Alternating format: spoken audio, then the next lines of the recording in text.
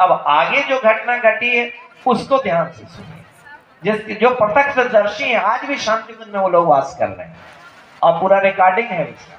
क्या हुआ, जब वो वहां से चले और आज जहां देव संस्कृति विश्वविद्यालय बना हुआ है वहां तक वो पहुंचे थे, परम पूज्य गुरुदेव ने अपने वरिष्ठ बच्चों को बुलाया और बुला करके देखो आनंद स्वामी जी आ रहे हैं।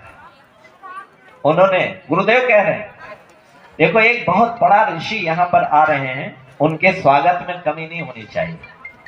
सभी लोग गेट नंबर 1 जहां पर प्रतीक्षालय है वहां सभी लोग फूल माला लेकर के पहुंचे और वो तब तक जब सामने आए तो सबको हटाए, वो किसी की माला पहन नहीं रहेगा, हटो हटो सब हटो। पीछे से गुरुदेव जी माला लेकर के पहुंचे। जैसे ही गुरुजी उनको माला पहना तो गुरुजी के हाथ को उन्होंने पकड़ लिया, पकड़ के कहा माला मत पहनाओ। और आनंद स्वामी सरस्वती जी झुक करके उनके चरण स्पर्श करने लगे। किनके? गुरुदेव भगवान के। अब वो झुक करके, चूंकि उम्र में गुरुदेव से बड़े थे आनंद स्वामी सरस्वती, अरे महाराज ये क्या कर रहे हैं? तो उनकी वो जो कह रहे हैं वो प्रणाम करने के दोनों में जैसे झगड़ा होता है ना, वो इनका पैर छूने के लिए आगे बढ़ रहे हैं, गुरुदेव इनका पैर छूने के लिए आगे बढ़ रहे हैं, क्योंकि उम्र में गुरुदेव से बड़े थे आनंद स्वामी सरस्वती। और ये घटना कई मिनट तक चलता रहा, ये पैर ने मुझे छूने दो, ये कहे मुझे छूने दीजिए।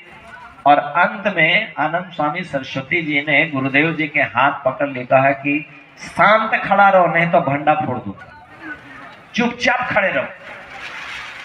गुरुदेव बिल्कुल एक मूर्ति की तरह खड़े हो गए और आनंद स्वामी सरस्वती झुककर साष्टांग नमस्कार किए, आज मेरा जीवन धन्य हो गया। गुरुदेव ने अपने आनंद स्वामी सरस्वती जी ने अपने संस्मरण में इस बात को कई जगह कहे। क्या है? हम लोग को जानते नहीं कि ये सिर्फ एक साधारण व्यक्ति नहीं, साधारण व्यक्ति नहीं है। आने वाले समय में पता चलेगा हम सबको कि इस व्यक्ति ने, ये व्यक्ति नहीं एक शक्ति है। जिस प्रकार अवतार इस धरती पर आए और इस समय निष्कलंक प्रज्ञा अवतार बन करके इस संसार के कल्याण के लिए, अपने लिए नहीं पूरे विश्व वसुधा के कल्याण के लिए ही इनका जन्म हुआ है और पूरे विश्व में एक नई विचार क्रांति को इन्होंने जन्म दिया है। ये सिर्फ हम सबके गुरु ही नहीं है, हम सबके पिता हैं, महाकाल भगवान है, निष्कलंक प्रज्ञावतार हैं और हम आप सभी ऐसे दिव्य गुरु से जुड़कर अपने जीवन को निहाल कर रहे हैं। और इसलिए इन पूरा विश्वास, अकाट विश्वास, अपने विश्वास को डगमगाने मत दीजिए। कभी कभी विश्वास हिलने लगती है तो फिर आदमी कहता है क्या हो रहा है, कभी कभी परेशानियां आती है, कभी कभी दुख होने लगता है। भाई बहनों, कभी परीक्षाएं भी तो चलती है व्यक्ति के जीवन में, बिना परीक्षा दिए कोई सफल थोड़ी हो पाता है, तो परीक्षाएं देनी पड़ती है। अब गुरु का आशीर्वाद लेना हो, माता भगवती का आशीर्वाद लेना हो तो कभी कभी छोटी छोटी परीक्षाओं से गुजरना पड़ता है, तो उसमें परेशान नहीं होना। अरे साहब हम तो ये मेरा ये कैसे हो रहा है, मैं तो इतने दिनों से जुड़ा हूँ, ये करें, पहले तो ठीक होता था अब ठीक क्यों नहीं हो रहा। अब आप ऊंची कक्षा में चले गए हैं तो आपकी परीक्षा भी ऊंची होगी। बच्चा छोटा होता है तो छोटी छोटी परीक्षाओं से गुजरना पड़ता है। अब आईएएस बनना हो तो कोई साधारण, क्या आप 10th क्लास का परीक्षा देंगे तब आईएएस बन जाएंगे क्या? नहीं साहब, आपको यूपीएससी निकालनी पड़ेगी। ये भारत देश के ऐसा एक कंपटीशन है जिसमें बड़ी मेहनत करनी पड़ती है, बड़ी मशक्कत करनी पड़ती है, 20-20 घंटे पढ़ना पड़ता है, नींद को खत्म करना पड़ता है, भोजन को कम करना पड़ता है, दिन रात पूरे विश्व के इतिहास, पिछले इतिहास से लेकर वर्तमान समय के करंट अफेयर्स तक को पढ़ना पड़ता है, उसको याद करना पड़ता है। बड़ा टफ है, बहुत कठिन एग्जाम है।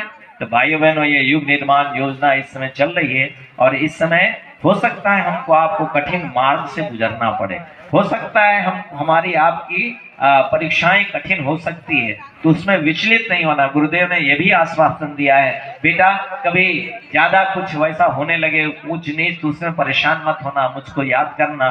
निश्चित रूप से गुरुदेव हम सबको अपने तब प्राण पुण्य की शक्ति प्रदान करके उस परीक्षा से हमको वही बाहर निकालेंगे, परीक्षा भी वही लेंगे और निकालेंगे भी वही है। हमारी श्रद्धा की, हमारे विश्वास की, हमारी आस्था की भी तो टेस्ट होती है। कहीं हमारा बच्चा श्रद्धा में गड़बड़ तो नहीं हो गया उसका, कहीं उसकी श्रद्धा कम तो नहीं हो रही, कहीं उसकी आस्था समाप्त तो नहीं हो रही।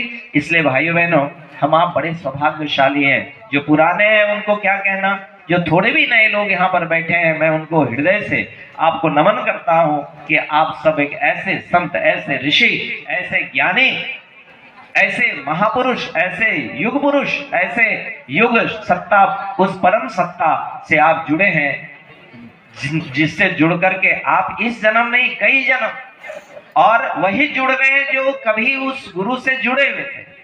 हम लोग एक किताब पढ़ते हैं ना, सुनसान के सहचर, गायत्री महाविज्ञान, हमारी वश्यत और विरासत, पढ़े होंगे आप सभी। हम लोग आप जानते हैं कि हमारे जिस गुरु जो अभी समय श्री राम शर्मा आचार्य बन करके आए, ये गुरु इससे पहले भी 3 बार आए। 8 वर्ष की अवस्था में इनके गुरु ने जब उस जन्म में जो गुरु इनका मार्गदर्शन करते रहते थे, वो गुरु शरीर प्रकट होकर के अपने पिछले जीवन की इनकी पूरी हिस्ट्री बताते हैं, पूरा चित्र दिखाते हैं। तुम इस समय श्री राम बन करके आए हो, इससे पहले भी तुम इस संसार के कल्याण के लिए आते रहे। कभी रामकृष्ण बन करके आए, कभी संत कबीर बन करके आए, कभी समर्थ रामदास बन करके आए। बड़े भाई लोग कहते हैं कुछ ऐसी ऐसी बातें गुरुदेव कहा करते थे, कहते थे कि ये वो उतना ही नहीं, राम भी यही बन करके आए, कृष्ण भी यही बन करके आए। कुछ घटनाएं ऐसी घटी हैं जो जिन्होंने देखा है, आप आश्चर्य करेंगे।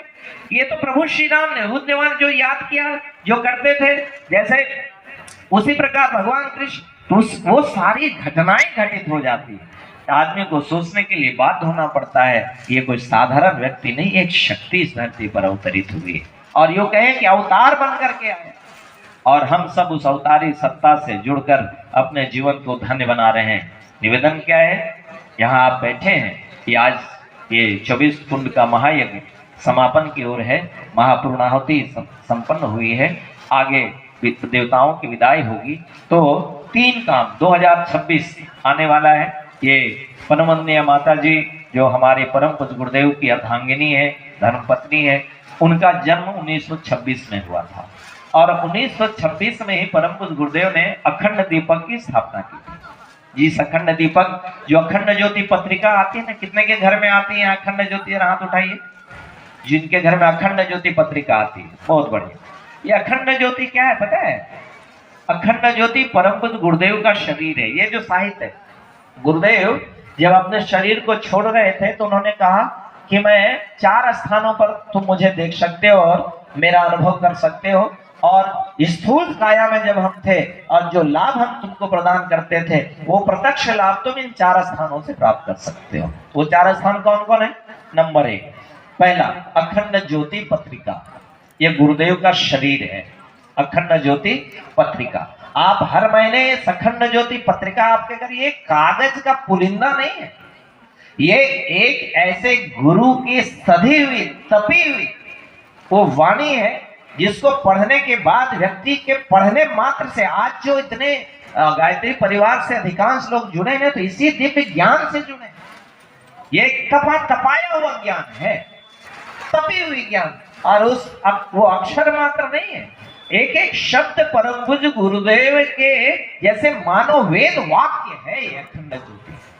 तो गुरुदेव जी ने कहा कि हमारा प्रत्यक्ष दर्शन तुम उस दिव्य ज्ञान अखंड ज्योति पत्रिका से ले सकते हो, नंबर 1। नंबर 2, दूसरा स्थान कहाँ है जहां तुम मेरा प्रत्यक्ष अनुभव कर सकते हो? तो जो 1926 में मैंने अखंड दीपक की स्थापना की, अखंड दीपक, जिसके सानिध्य में बैठकर परम पूज्य गुरुदेव जी 24 वर्ष तक तपस्या की, और जो गायत्री गुप्त हो गई थी, जो गायत्री लुप्त हो गई थी, उस गुप्त गायत्री को, लुप्त गायत्री को अपने परम गुरु परम सत्ता के आदेश पर, उन्हीं की कृपा से कठोर तप करके आज हम इतने सहज रूप में गायत्री, जो मीट खा रहा है वो भी गायत्री बोल रहा है, बच्चा नहीं बोल पा रहा वो भी गायत्री मंत्र बोल रहा है। और ये गायत्री मंत्र को हम लोग अपने मोबाइल का ट्यून सेट करके रखे हुए हैं। क्या है ये? सहज रूप में गायत्री, बड़ी मुश्किल वाली गायत्री थी।